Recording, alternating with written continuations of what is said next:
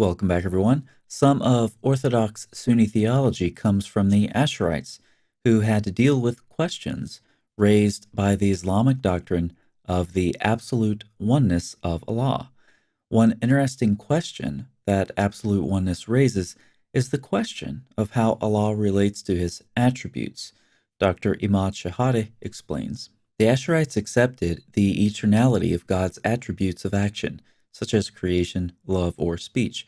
But since absolute oneness rejects the existence of any eternal relationship in God as a source of his attributes, the conclusion was that the attributes of action stem from his will. This statement has very important implications. Consider the attribute of love. If Allah is said to be loving, that seems to tell you something about his nature. But all that really means, according to Asharite theology, is that divine attributes like love point back only to Allah's all-powerful will. Allah's attributes are not subjected to his nature. They're subjected to his will. In short, this theology makes Allah's nature entirely unknowable. Thus, one cannot say Allah is loving. Rather, all one can say is that Allah, in some specific circumstance, willed to be loving. Dr. Shehadeh quotes Ismail al-Faruqi. The will of God is the nature of God, insofar as I can know anything about him. This is God's will, and that is all we have. But God does not reveal himself to anyone. Christians talk about the revelation of God himself, by God, of God, but that is the great difference. You may not have complete transcendence and self-revelation at the same time. Such theology entails that a God of absolute oneness is a God of absolute transcendence, and is therefore unknowable. But there's more to say. Such theology renders Allah unpredictable as well. Dr. Shehadeh quotes a number of scholars on this point. Here's Al-Razi.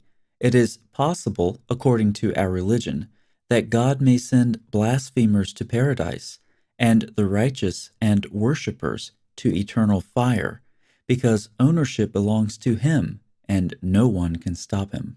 These hadith are cited as authentic by Ibn Taymiyyah. God holds firmly to two matters, and so he said, "This goes to paradise, and I do not care, and this goes to the fire, and I do not care."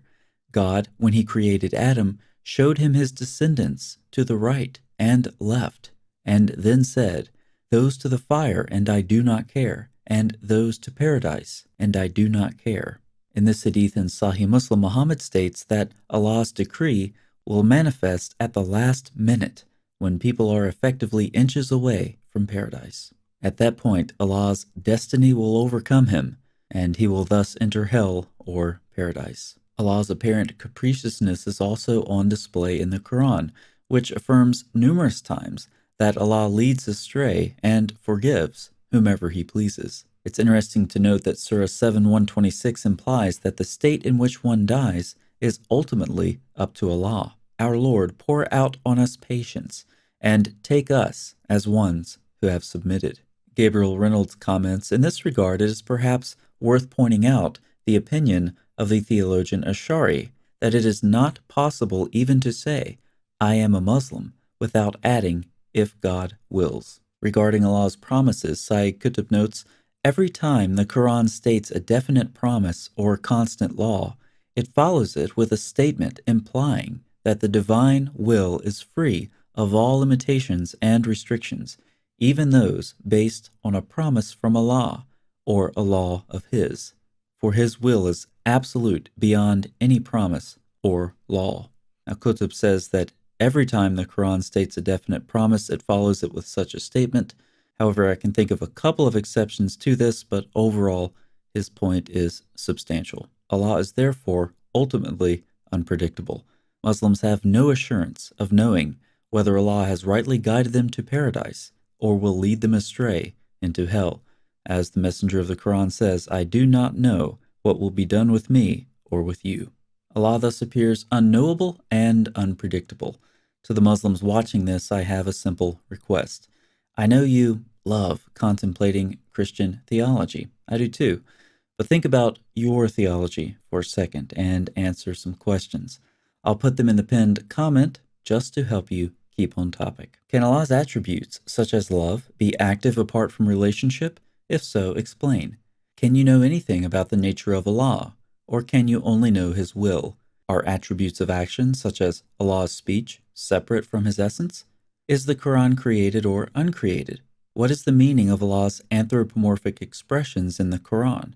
Do you believe Allah reveals Himself to you? If so, how and to what extent?